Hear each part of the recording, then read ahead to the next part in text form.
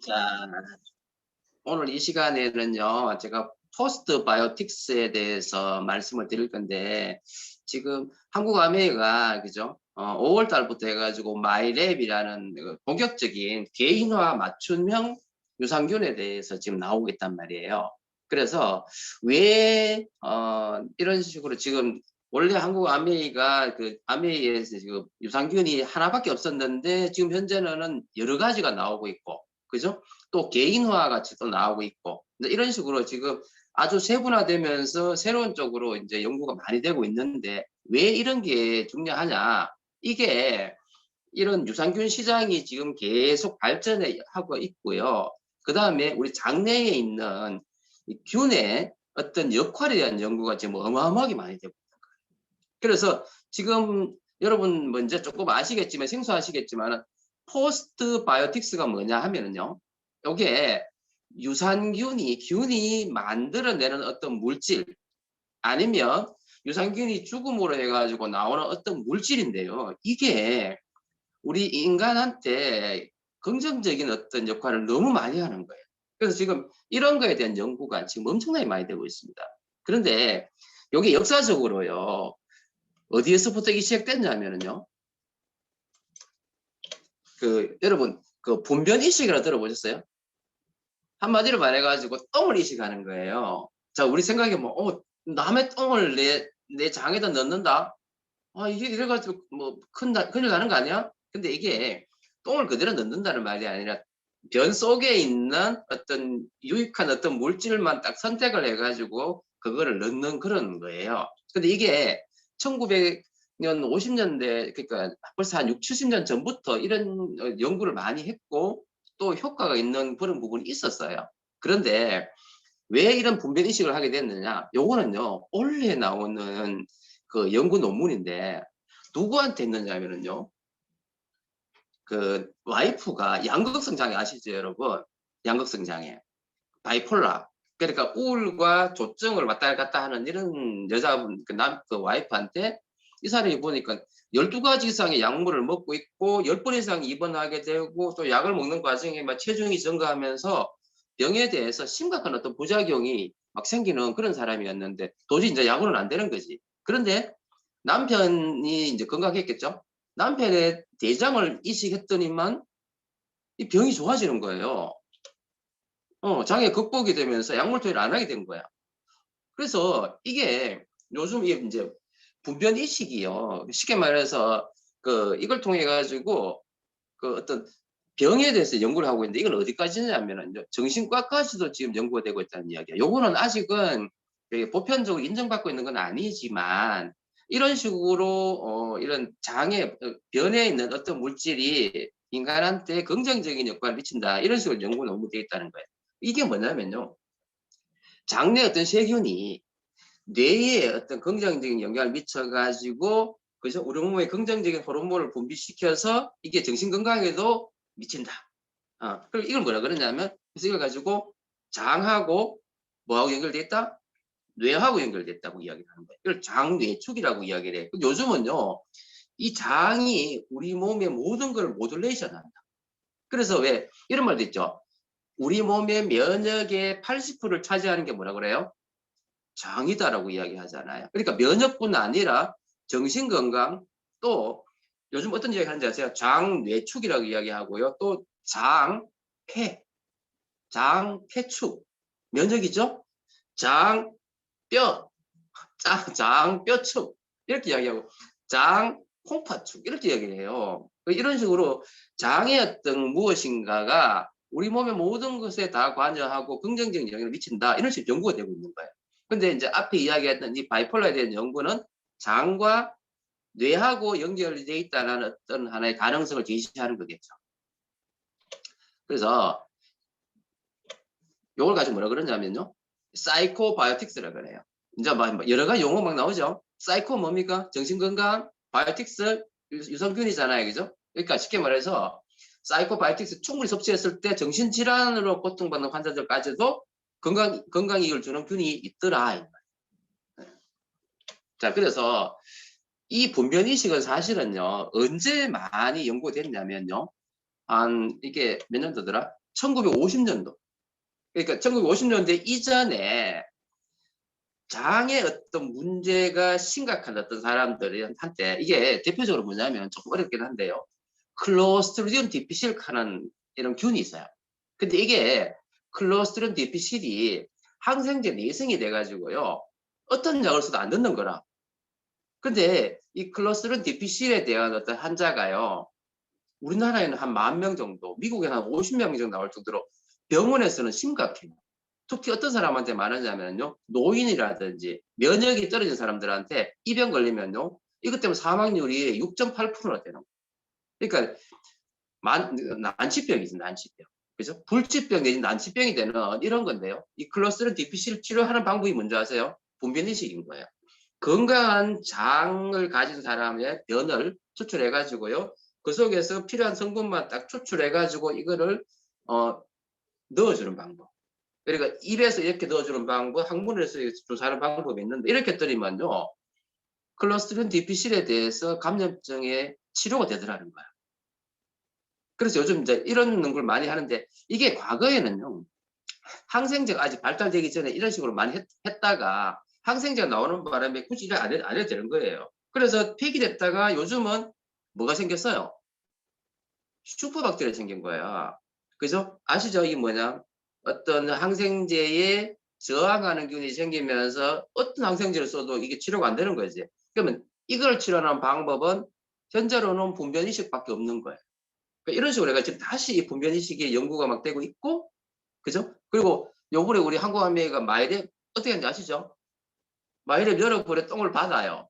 그리고 그 똥 속에 있는 균이 어떤 식으로 되어 있는지를 확인해 가지고 그거를 스타디해서 그죠? 내 몸에 맞는 유산균을 넣어줍니다. 네, 그런 식으로 하는 방법이거든요. 그러니까 어떻게 보면 이 분변이식과 좀 비스무리한 느낌 좀 들잖아요. 그죠? 그래서 지금 분변이식 이야기 좀 하고 있는 겁니다. 자, 그런데 이게 뭐냐면요. 장내 미생물군과 건강에 대한 연구인데 이게 보면요. 분변 미생물 이식을 통해서 염증성 장질환이 좋아지더라. 이 논문이에요. 근데 이게 뭐냐면요. 장내 미생물이 불균형이 되잖아요. 그러면 지금 보면은 이 오른쪽에 있는, 왼쪽에 있는요. 이런 게 생김으로 해가지고 문제를 일으키는 거예요. 여러분, 지금 마일랩 해가지고, 그죠? 마일랩 해가지고 내 몸에 이런 균이 있어서 이런 병이 생길 수 있다. 아니면 이런 균이 많이 있으면 내가 건강할 거다. 지금 마일랩에서 주로 이야기하는 게 뭔 줄 아세요? 그런 균을 넣어서요. 포스트바이오틱스를 만들겠다는 거예요. 그게 키입니다. 마일랩이. 지금 결론은 뭐냐면요. 자, 장내 미생물의 불균형이 생기면 좀 어렵습니다. 처음 들어보면 이게 뭔지 무슨 소리 하냐? 근데 가만히 잘 생각해 보세요. 장내 미생물이 불균형이 되면은요. 짧은 사슬 지방산이라는 게 감소한대요. 자, 그래서 읽어볼게요. 그 다음에 TMOAO 하는 게 생색이 막 나온대요. 나쁜 놈이겠죠? 느낌을 봐서. LPS 하는 게 나온대요. 나쁜 놈이겠죠? 이것 때문에 심혈관계 질환이 증가하고요. 인슐린과 인지 기능에 문제가 생기는 거예요. 이게 뭐냐면요. 장내 건강한 미생물이 있으면, 장내 유산균이 있으면 내 몸에 유익한 이런 짧은 사슬 지방산이라든지, 그죠? 이런 게 나와가지고 내 몸에 긍정적인 기능을 하겠네, 이 말. 자, 그럼 여기서 짧은 사슬 지방산은 다음에 공부하겠지만요. 대표적인 포스트바이오틱스. 포스트바이오틱스는 뭐라 그랬죠? 장내 유익균이 만들어내는 어떤 물질이라고 그랬죠? 예. 이 짧은 사슬 지방산이 안 만들어지는 거예요. 그 다음에 TMAO가 뭔지 아세요? 이거요. 여러분 육고기 많이 먹으면 뭐 장내 상태 나빠진다 이야기 많이 듣죠? 붉은 육고기를 많이 먹었을 때 생기는 거예요. 붉은 육고기를 많이 먹으면 TMAO, 트리메탈라민 옥사이드, 나도 어려워요. 근데 이게 적색력을 섭취하면은요, 장내 미생물이 안 좋아지면서 이게 뇌졸중이나 심혈관계 질환을 유발하는 거야. 이걸 가지고 TMAO라 그래요. 그 다음에 LPS는 뭔지 하면은요, 이게 LPS는 저는 옛날에 학교 다닐 때 공부한 적이 있어요. 이거 리포폴리사카라이드 그러는데요. 지질 다당류로 가는데 어렵죠. 하여튼간 이게 뭐냐면요. 세포 독성을 만드는 대표적인 염증 물질이에요. 이게 나오면요. 폐혈증 걸려요. 폐혈증. 그러니까 장 건강이 나빠지면은 우리 몸이 어떻게 되느냐면요. 여러분 장하고 또 뭐하고 연결되어 있습니까? 혈관하고 연결되어 있죠. 그래가지고 이 퍼져가지고 온몸을 돌아다녀요. 균이. 그걸 폐혈증이라고 그러잖아요. 그러니까 이런 식으로 장내 미세균 불균형이 오면은요. 짧은 사슬 지방산이 안 만들어지고 TMAO라는 게 만들어지고 LPS가 만들어지면서 심혈관계 질환도 증가하고 인슐린 저항성 때문에 당뇨가 나오고 뇌기능, 인지기능이 연결돼 안 좋아지는 거예요. 이런 식으로 장내 미세균 불균형 때문에 내 몸 전반이 다 나빠진다는 거예요. 자, 그러면 역으로 건강한 미생물이 불정하면은요, 역으로 짧은 사슬 지방산이라는 놈이 나와가지고 내 몸에 긍정적인 역할을 하는 거예요. 근데 어떤 거 항산화제도 많이 만들어내고요. 그리고 콩팥 아까 왜 장과 콩팥 연결돼 있다 그랬죠? 신장 독성이 감소되고요. 지방 대사가 개선되고요. 염증이 떨어지게 되면서 인슐린 민감해지면서 당뇨가 예방이 되고 염증 위험성이 감소하는 거예요. 이런 식으로 포스트 바이오틱스의 역할이 그죠?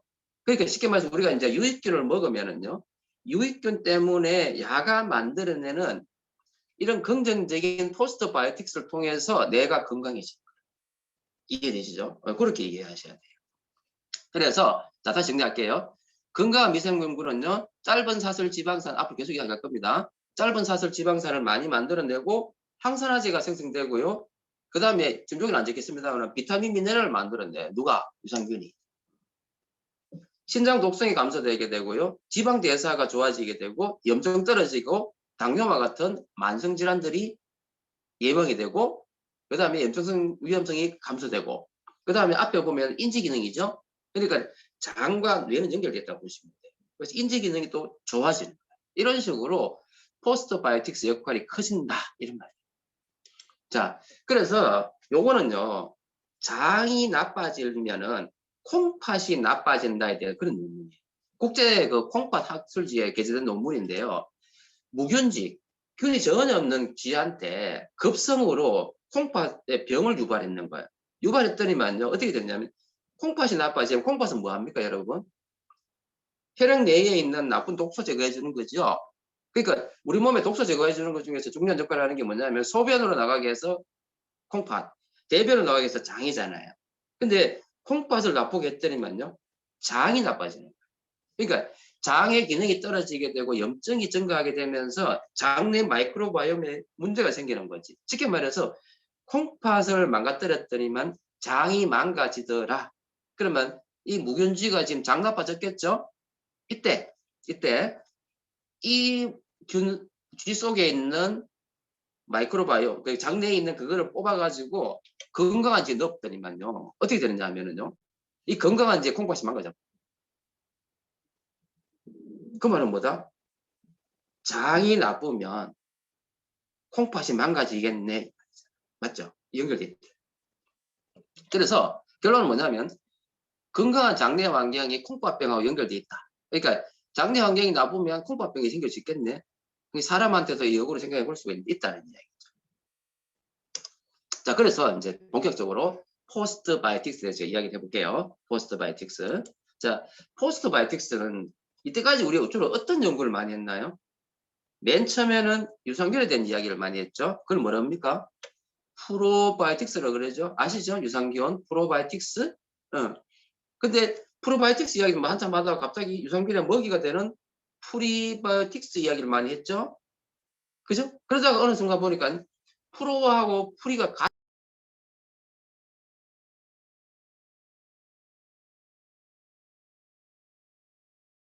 갑자기 포스트 바이오틱스 이야기를 하는 거예요. 그죠? 포스트 바이오틱스는 뭐다? 유산균이 만들어내는 대사물질. 근데 원래 인간은 비타민 미네랄 합성 못하죠. 근데 왜 유산균이 이런 거 만들어낸다는 이야기 했잖아요. 이게 결국 포스트 바이오틱스의 시작인 거예요. 그래서 포스트 바이오틱스는요. 유산균이 만들어내는 어떤 비타민 미네랄뿐 아니라 야가 만들어내는 영양소 그 중에서 지금 연구 제일 많이 되고 있는 게 뭐냐면요. 단세 지방산인 거예요. 숏체인 패티 애시드가 이거 단세 지방산. 이게 바로 뭐다? 포스트바이오틱스인 거예요. 아시겠죠? 그래 이해하시면 돼요. 그래서 포스트바이오틱스는 뭐냐면요. 유익균이 대사에서 만드는 물질일 수도 있고요. 유익균이 죽었는데 죽고 나면은요. 균도 뭐로 만들어져 있어요? 탄수화물, 지방, 단백질 만들어져 있잖아요. 죽고 나서 만들어지는 이런 물질들이 포스트바이오틱스. 자, 그래서 보세요. 유산균이 프로바이오틱스 살아있잖아요. 이게 죽었어. 죽은 놈을 옛날에는 그냥 파라바이오틱스라고 이야기했는데 문제는 뭐냐면 죽은 이놈이 만들어내거나 아니면 이 유산균이 만들어내는 대사산물이 막 나오는 거야. 이걸 결국은 뭐라 그런다? 포스트바이오틱스라고 이야기를 하는 거예요. 포스트바이오틱스. 아시겠죠? 자, 그러면 이 포스트바이오틱스는 어떤 게 있느냐? 어떤 게 있느냐? 결론은 뭐냐면요. 자, 포스트바이오틱스는 아까 유산균이 죽었잖아. 그러면 유산균은 뭐로 만들어져 있을까요? 세포막에 가장 중요한 게 뭐예요, 여러분? 세포막에 가장 중요한 거는 지방이죠, 지방. 그 다음에 단백질, 그 다음에 탄수화물이잖아요. 그러니까 보세요. 그 세포막에 있는 지방산이 짧은 사슬 지방산인 거예요. 맞죠? 이해되시죠? 그러니까 포스트바이오틱스 대표적인 게 짧은 사슬 지방산이고요.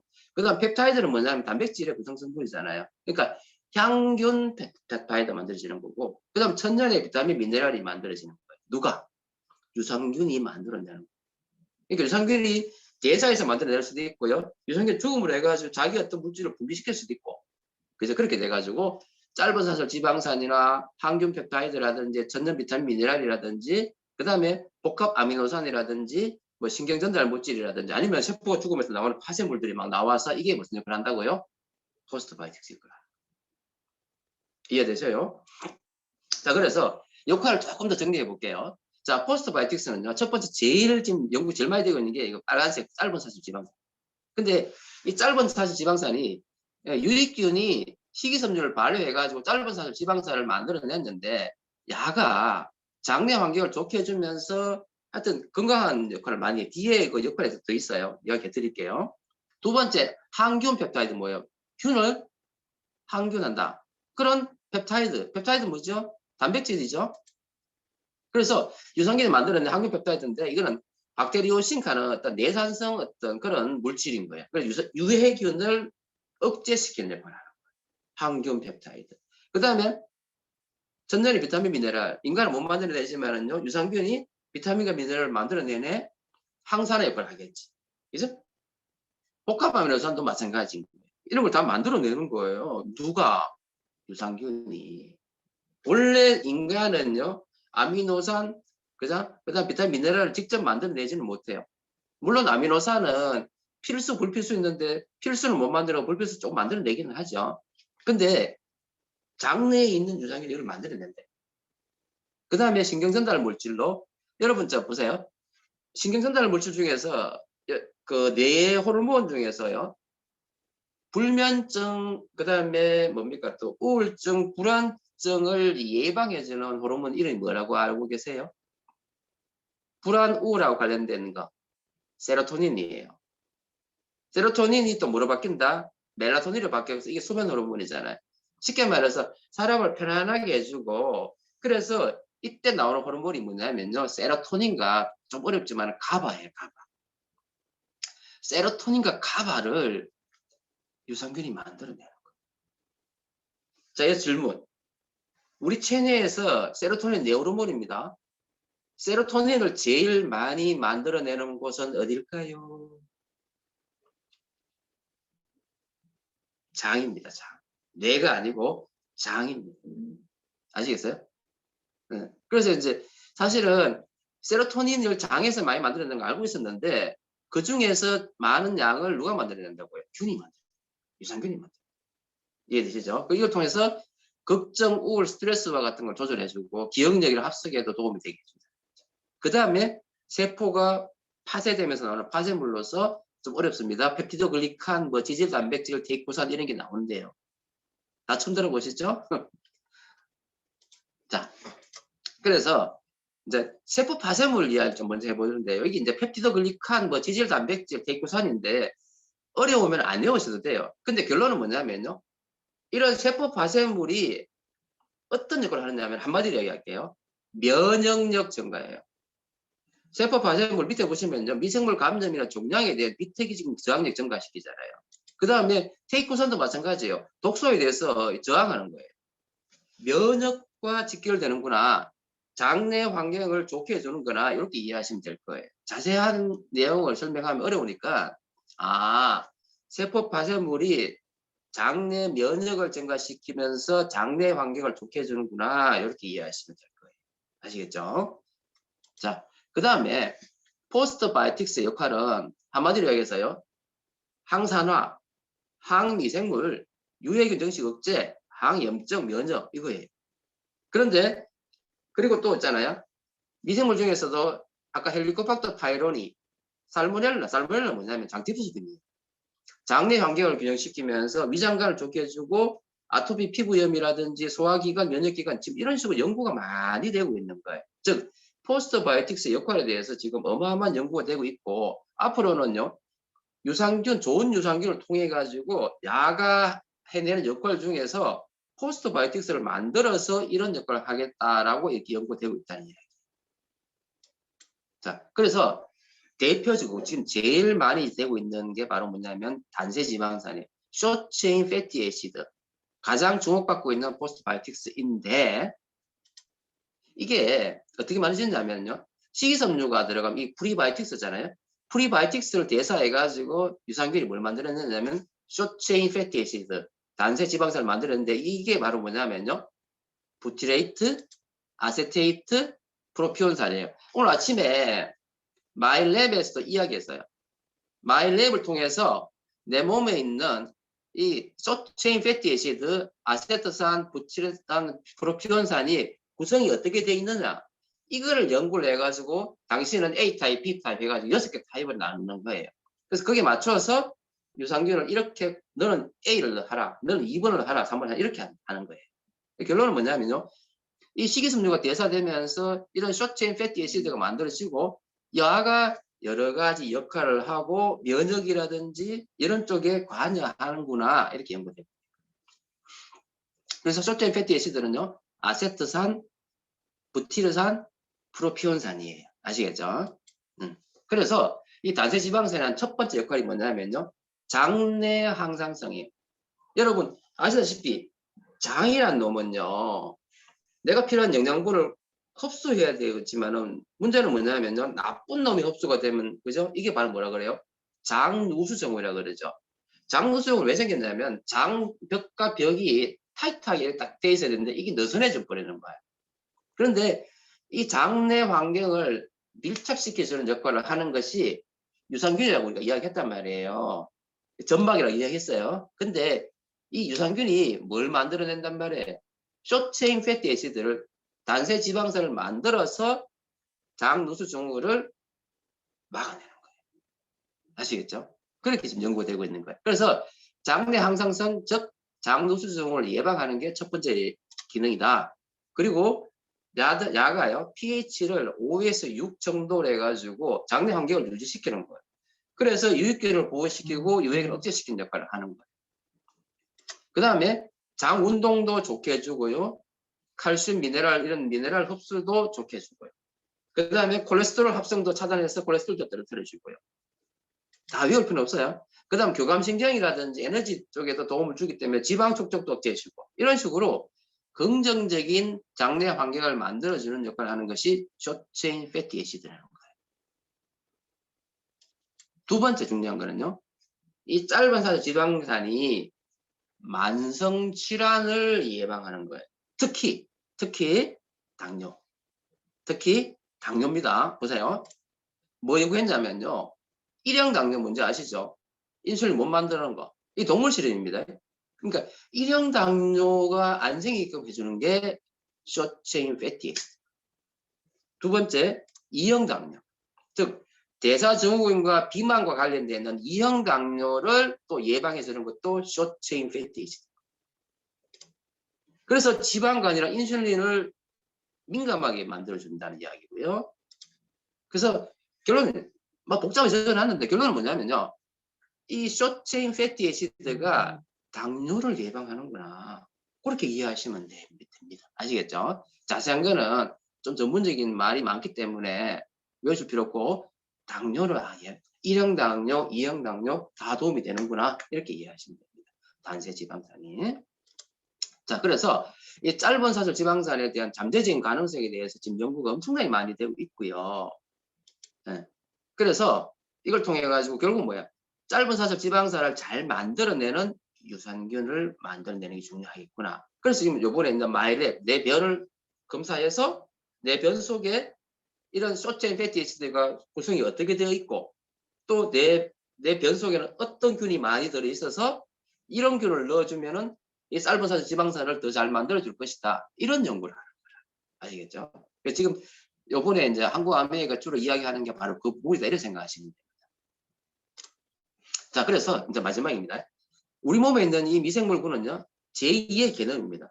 즉, 인간과 공생하고 있는 수백 조개의, 그죠? 수백 조개의 미생물이 나 공생하고 있잖아요. 근데 야가 나한테 긍정적인 역할을 좀 해낸다는 거죠. 그렇게 이해하시면 되고요.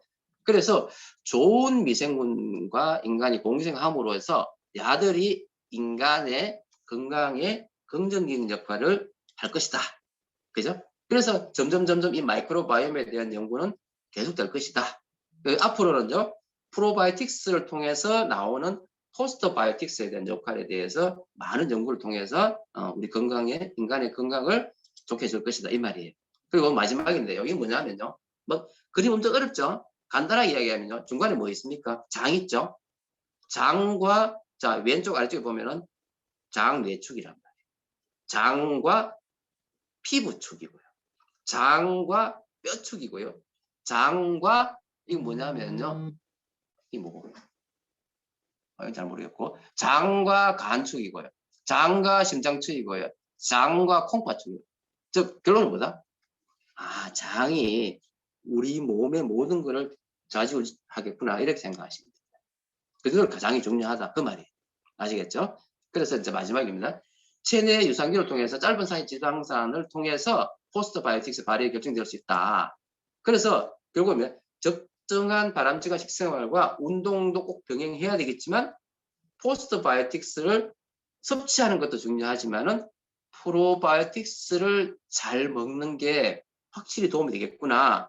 그래서 지금 한국 아메이가 뭐예요? 포스트바이오틱스 이야기를 많이 하면서도 내한테 맞는 프로바이오틱스를 권유하기 위해서 마이랩이라는 거를 지금 만들어냈다. 이렇게 생각하시면 되겠습니다. 네. 좀 도움 되셨죠? 네. 예, 오늘 제 강의는 여기서 마치도록 하겠습니다. 감사합니다. 감사합니다.